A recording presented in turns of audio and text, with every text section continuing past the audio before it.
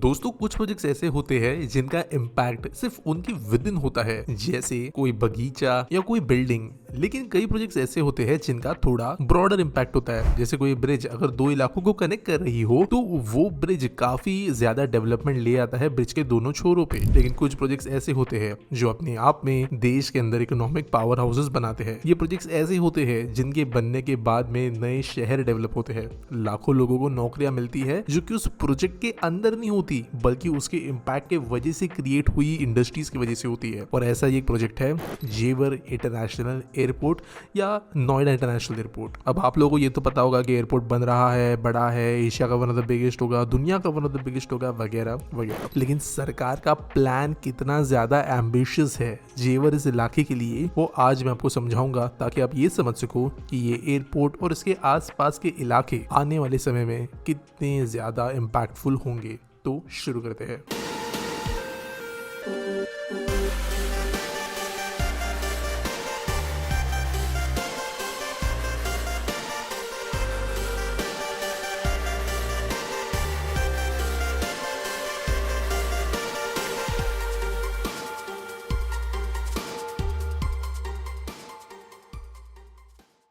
पहले तो एयरपोर्ट के बारे में समझ लेते हैं। एयरपोर्ट जो है वो भारत को ग्लोबल एविएशन लीडर बनने के लिए मदद करेगा। Around 40 kilometre south of Noida में ये एयरपोर्ट लोकेटेड है दिल्ली से, जो यमुना एक्सप्रेसवे के नजदीक है। और ये एयरपोर्ट ज्यूरिक एयरपोर्ट इंटरनेशनल एजी के एक पब्लिक प्राइवेट पार्टनरशिप में बना है, जहां पर public entity government of Uttar Pradesh है। ये एयरपोर्ट अगले साल वैसे शुरू हो जाना चाहिए क्योंकि ऑलरेडी यहाँ पर A320 नियो को उतारा जा चुका है, सिस्टम्स के कैलिब्रेशन वगैरह हो चुके हैं। लेकिन ये एयरपोर्ट की मेन बात है कि ये 1300 हेक्टेयर्स या 3200 एकड़ जमीन पे फैला हुआ है। 6 रनवे की इसकी पोटेंशियल कैपेसिटी होगी जब सारे रनवेज बन जाएंगे, और 12 मिलियन पैसेंजर्स पर एनम को ये होस्ट करेगा पहले फेज में, और हर एक फेज के साथ में 12 मिलियन लोग ऐड होते जाएंगे, यानी एट पीक इसकी कैपेसिटी मोर देन 100 मिलियन की होगी। लेकिन ये एयरपोर्ट सिर्फ पैसेंजर्स को देखते हुए नहीं बनाया जा रहा है, ये कार्गो के हिसाब से भी काफी ज्यादा इंपॉर्टेंट होगा। इसके लिए एक नया कार्गो टर्मिनल भी यहाँ पर है और इसके वजह से इम्पैक्ट इस एयरपोर्ट का बड़ा होगा। लेकिन ये बातें होगी एयरपोर्ट की, बाकी जो मैंने इतनी बड़ी बड़ी बातें की उसका क्या। तो देखो,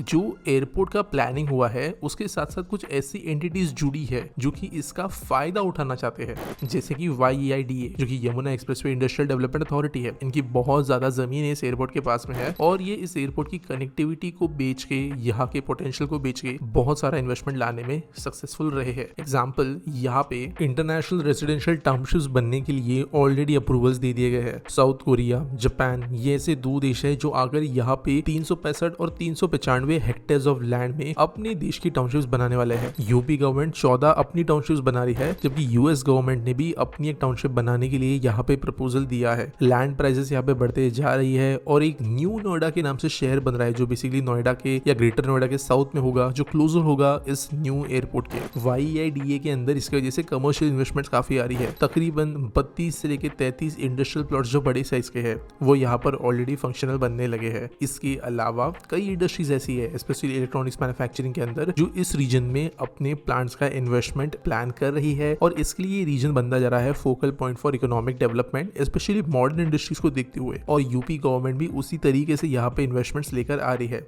एक और इंपॉर्टेंट इन्वेस्टमेंट की बात करें तो वो है international film city Bayview projects LLP, जो कि बोनी कपूर की कंपनी है और भूतानी ग्रुप, इन्होंने पार्टनरशिप करके 1000 एकड़ की जमीन पे यहाँ पर फिल्म सिटी बनाने का डिसीजन लिया है, जिसमें से पहला फेज 230 एकड़ का होगा। यहाँ पर पूरा का पूरा वर्ल्ड क्लास इंफ्रा दिया जाएगा जैसे हॉलीवुड में है। यहाँ पर सिंगापुर की फिल्म स्कूल है जो एक एकेडमी खुल रही है, और यहाँ पे वो VFX आर्टिस्ट, CGI वगैरह के लिए लोगों को ट्रेन करके इस इंडस्ट्री में एम्प्लॉयबल बनाएंगे। ऑब्वियसली यहाँ पे एक्सपीरियंस लोग आ रहे हैं, तो फिल्म के लिए जो सेट्स होते हैं, जो एक इकोसिस्टम होता है, एक सप्लाई चेन होता है, वो यहाँ पर डेवलप किया जाएगा, जो इस एरिया को और अट्रैक्टिव बनाता है। सेमीकंडक्टर इन्वेस्टमेंट्स भी यहाँ पर बड़े हैं। फॉक्सकॉन और HCL का एक जॉइंट वेंचर है जो तकरीबन 30 एकड़ की जमीन में फैला है YEIDA के साथ, जो कि आउटसोर्सिंग का काम नहीं देंगे सेमीकंडक्टर असेंबली और टेस्टिंग के लिए, यानी एक OSAT यूनिटी होगा। इसके अलावा वामा सुंदरी जो कि HCL की एक कंपनी है, और टाक सेमीकंडक्टर्स जो हीरानंदानी ग्रुप की एक कंपनी कंपनी है, इनको भी अप्रूवल मिल गया है एक सेमीकंडक्टर मैन्युफैक्चरिंग फैसिलिटी यहाँ पर बनाने के लिए। तो ये जो पार्क्स है इसको देखते हुए 1000 एकड़ का डेडिकेटेड सेमीकंडक्टर पार्क YADA के द्वारा जेवर एयरपोर्ट के पास में ऑलरेडी बनाया जा रहा है। तो ये भी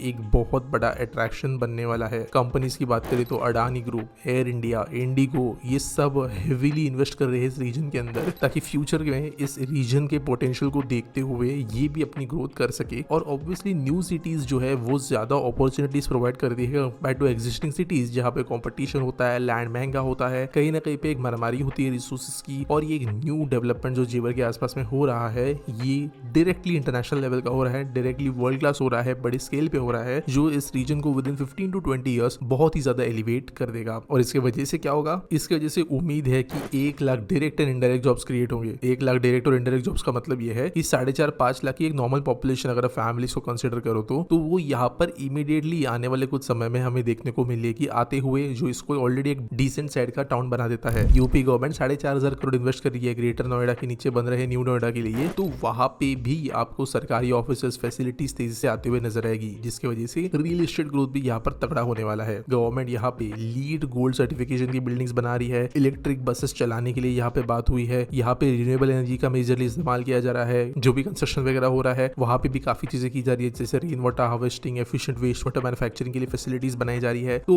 फ्यूचर को ध्यान में रखा गया है। At the same time Delhi से इसकी कनेक्टिविटी बेहतर बनाने के लिए जो अगली मेजर RRTS लाइन प्लान है वो यही वाली है, जो एयरपोर्ट को कनेक्ट करेगी। एग्जैक्टली अगर कहीं तो दिल्ली मेरठ RRTS लाइन तो अब कंप्लीट हो ही गई है। इसके बाद में जो है अलवर साइड वाली लाइन पे काम शुरू होगा और बहुत तेजी से हमें एयरपोर्ट टू एयरपोर्ट लाइन के ऊपर भी देखने को मिलेगा काम, जहां पर 160 की स्पीड से मॉडर्न ट्रेन हमको दौड़ते हुए नजर आएगी, जिसकी वजह से दिल्ली और इस एयरपोर्ट के बीच में कनेक्टिविटी बहुत बढ़िया होगी, जो ऑब्वियसली नोएडा के अंदर से जाते हुए कनेक्शंस प्रोवाइड करेगी। और अगेन ये एक बूस्ट देगा इस इलाके को। ऐसा नहीं है कि देश के अंदर जेवर अकेला ऐसा रीजन है जो इस तरीके के बेनिफिट्स को लेकर आने वाला है, लेकिन एक एयरपोर्ट हमेशा बहुत इंपॉर्टेंट होता है। कई लोग एयरपोर्ट को ऐसा समझते हैं कि अमीर लोगों के ट्रैवल के जाने के लिए एक जगह होती है, लेकिन एयरपोर्ट सिर्फ वो पर्पज सर्व नहीं करती। एयरपोर्ट जो है दुनिया को जोड़ती है एक पर्टिकुलर रीजन से, और उसके वजह से दुनिया जो आज एक ग्लोबलाइजेशन के अंदर चल रही है, जहां पर इंपोर्ट एक्सपोर्ट जरूरी है, जहां पे इंटरनेशनल ट्रांजैक्शंस होते हैं, इंटरनेशनल बिजनेसेस पार्टनर अप करते हैं कई प्रोजेक्ट्स पे। एयरपोर्ट होने की वजह से ये चीजें आसान बनती है, जिसकी वजह से उनकी संख्या बढ़ती है। कई शहर एयरपोर्ट्स के न होने की वजह से पीछे छूट रहे हैं, और कई शहर एयरपोर्ट्स आने के वजह से काफी ज्यादा ग्रो हुए हैं। और इसके जीते जाते एग्जांपल्स है। जेवर की स्टोरी जो है वो हमें रिपीट होते हुए नजर आने वाली है नवी मुंबई इंटरनेशनल एयरपोर्ट के आसपास, जिसके ऊपर मैं एक डेडिकेटेड वीडियो थोड़ी दिनों में बनाऊंगा। लेकिन ये जो एयरपोर्ट की कहानी है जेवर की, वो भी अपने आप में देखने लायक होगी।